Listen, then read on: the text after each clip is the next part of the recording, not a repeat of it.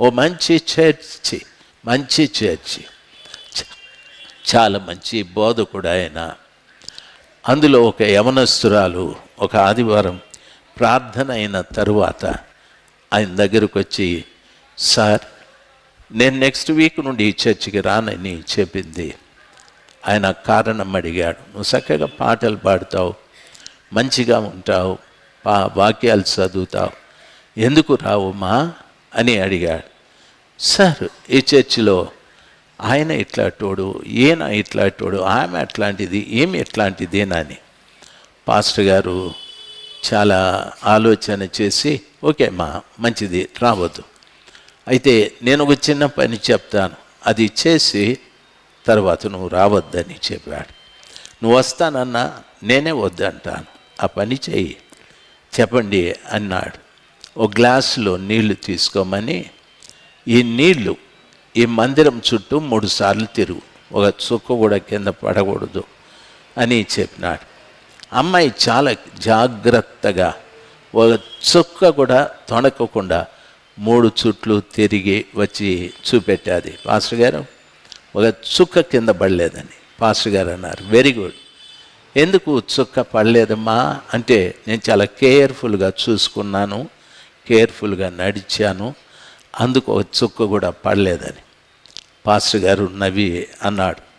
ఒకవేళ దీని విషయంలో నీకు అజాగ్రత్త ఉంటే నీళ్ళు ఇందులో ఉండేటివి కావు, అటు ఇటు చూసుకుంటా ఉండిట్టే చర్చిలోకి వచ్చిన తర్వాత కూడా వాళ్ళను వీళ్ళను చూస్తే నీవే ఒలికిపోతావు. కాదు, నువ్వు వలకకుండా ఉండాలంటే ఎలాగ గ్లాసు మీద నీ కాన్సన్ట్రేషన్ ఉందో, దేవుడు నీవు దేవుని మీద నిమగ్నమై ఏ దేవుని సన్నిధానంలోకి వచ్చావో ఆ దేవుని చూస్తూ నువ్వు బ్రతుకు, అప్పుడు నీకు ఇబ్బంది ఏమీ లేదు. ఆ దేవుని చూస్తూ బ్రతుకు. దేవుని అద్భుతమైన కృప ఆ రోజు నుండి ఆమె చేసిన తప్పిదం తెలుసుకొని, నేను వచ్చింది ప్రభు కోసం, నన్ను పిలిచింది ప్రభు, నాకు ఈ పని ఇచ్చింది ప్రభు, ఈ పని నేను ప్రభు, మేము ముగ్గురు అంతే, వేరే వారితో నాకు సంబంధం లేదు.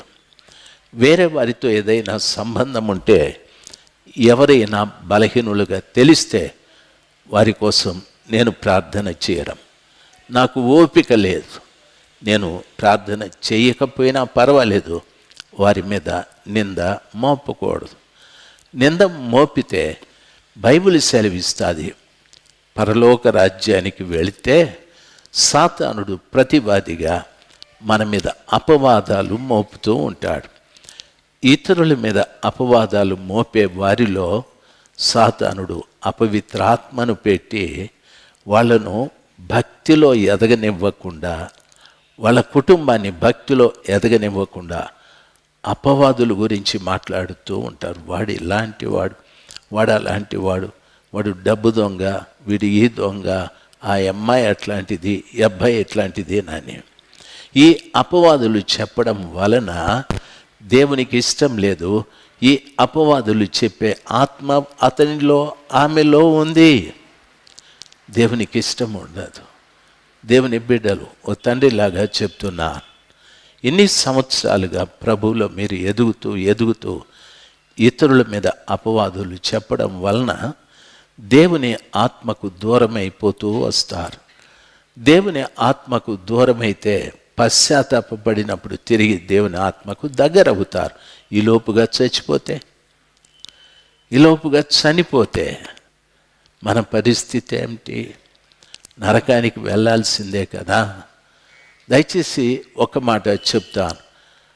యెహెజ్కేలు గ్రంథము 16వ అధ్యాయం 8వ వచనము చూడండి.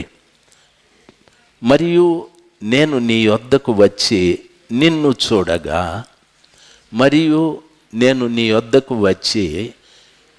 చూడగా, సార్ ఈ విషయాన్ని బాగా గమనించాలి. ప్రభు అంటాడు, ప్రభు పెళ్లి చేసుకునే భార్యను గురించి మాట్లాడుతూ అంటాడు, మరియు నేను నీ వద్దకు వచ్చి నిన్ను చూడగా, అంటే పర్సనల్గా ప్రతి వాళ్ళని ప్రభు చూస్తా.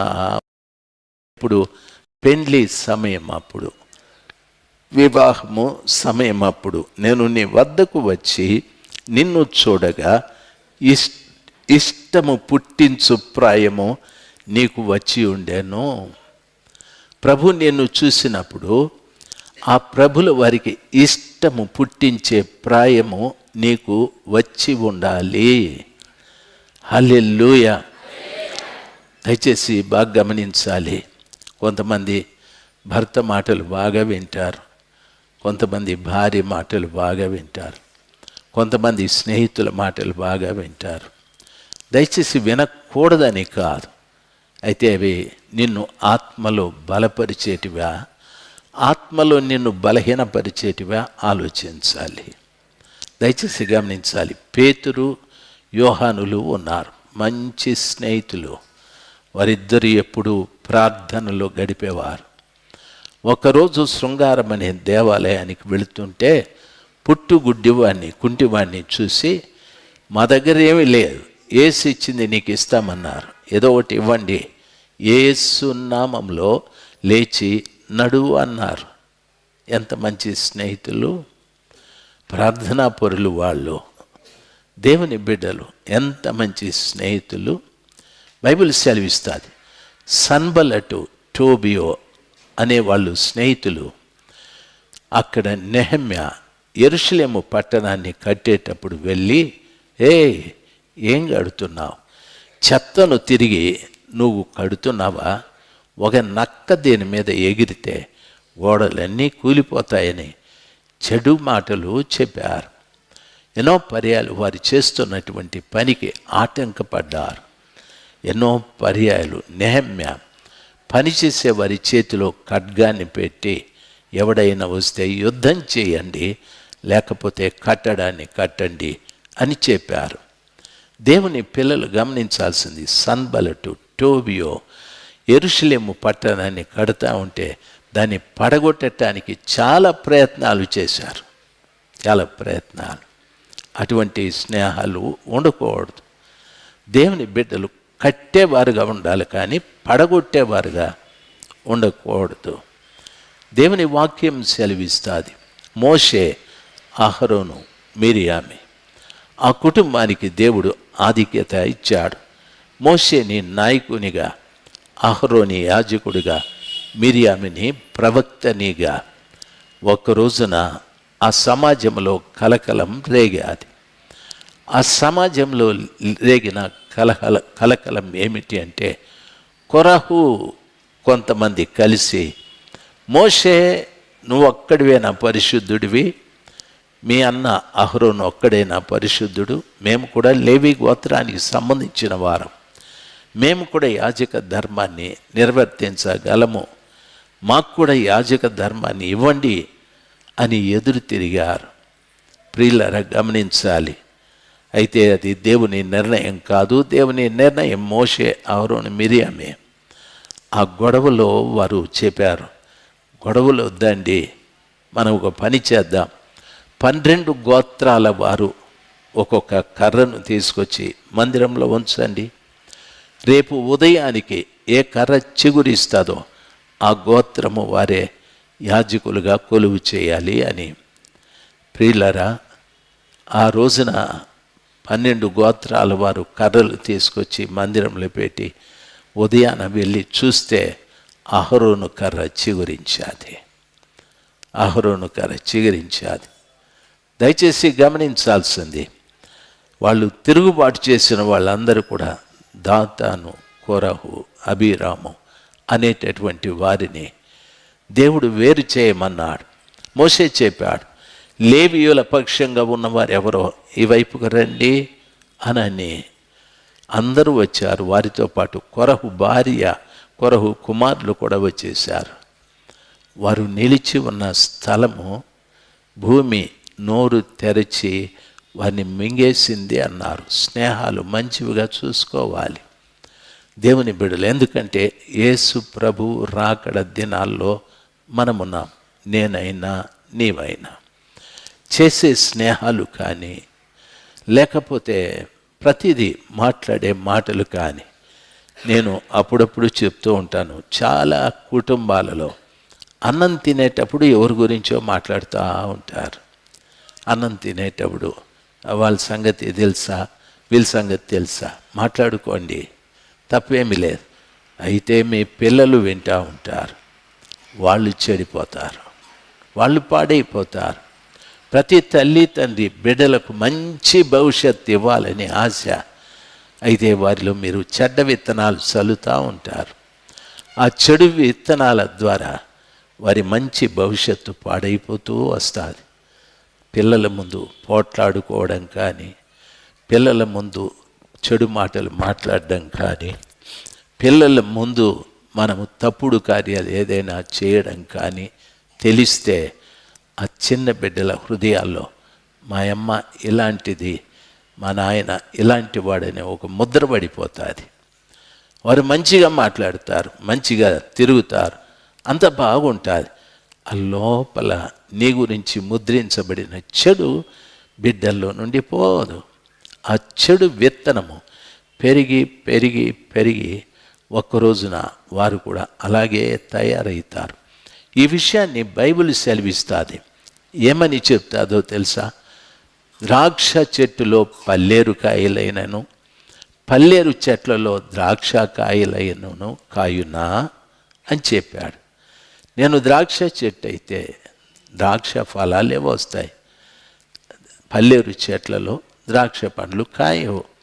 నేను పల్లేరు చెట్టు అయితే వారు కూడా పల్లేరు చెట్లే అవుతారు. దేవుని బిడ్డలు ప్రభు దాకా వచ్చేసారు. మీరు ఎక్కడో ఉన్నటువంటి మనల్ని, భూమి చిట్ట చివరి కొనల్లో ఉన్న మనల్ని ప్రభుల వారు ఆయన దగ్గరికి తీసుకున్నాడు. ఆయన మనతో పాటు తిరిగేవాడు, మనతో మాట్లాడేవాడు. ఇంత సన్నిహితమైన సంబంధాన్ని ప్రభు దగ్గర మనకు కలిగి ఉన్నప్పుడు దాన్ని పోగొట్టుకొనకుండా జాగ్రత్తగా కాపాడుకోవాలి.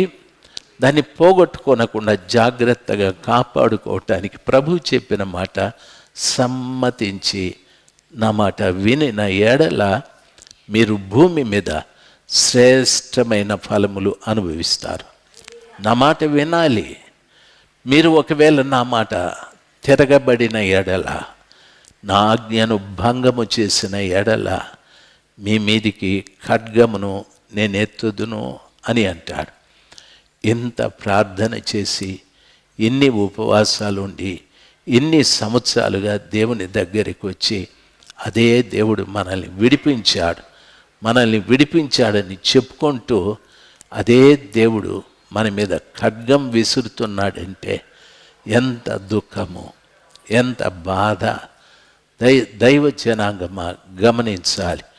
అటువంటి స్థితి ఇక్కడున్న ఏ బిడ్డకు రాకూడదని నా ప్రార్థన. దయచేసి గమనించాలి. దేవుని వాక్యం ఆ రీతిగా సెలవిస్తుంది. యెహోవా ఈలాగుననే సెలవిచ్చుచున్నాడు అని. కాబట్టి దేవుని వాక్యంలో చెప్పబడిన రీతిగా ఈ మధ్యాహ్న సమయమందు ఈ మాటలు విని బయటికి వెళ్తూనే చిల్లర మాటలు మనం మాట్లాడకూడదు. ఈ మాటలు విని బయటికి వెళ్ళక ముందు నీ స్నేహాలు ఎటువంటివో పరీక్ష చేసుకోవాలి. ఈ మాటలు విని బయటికి వెళ్ళక మునుపు పిల్లలు మీ తల్లిదండ్రుల మాట వింటూ ఉన్నారో లేదో పరీక్ష చేసుకోవాలి. నేను మళ్ళా చెప్తాను, ప్రత్యక్ష దైవాలు ఎవరంటే అమ్మ నాయనే, అమ్మ నాయన.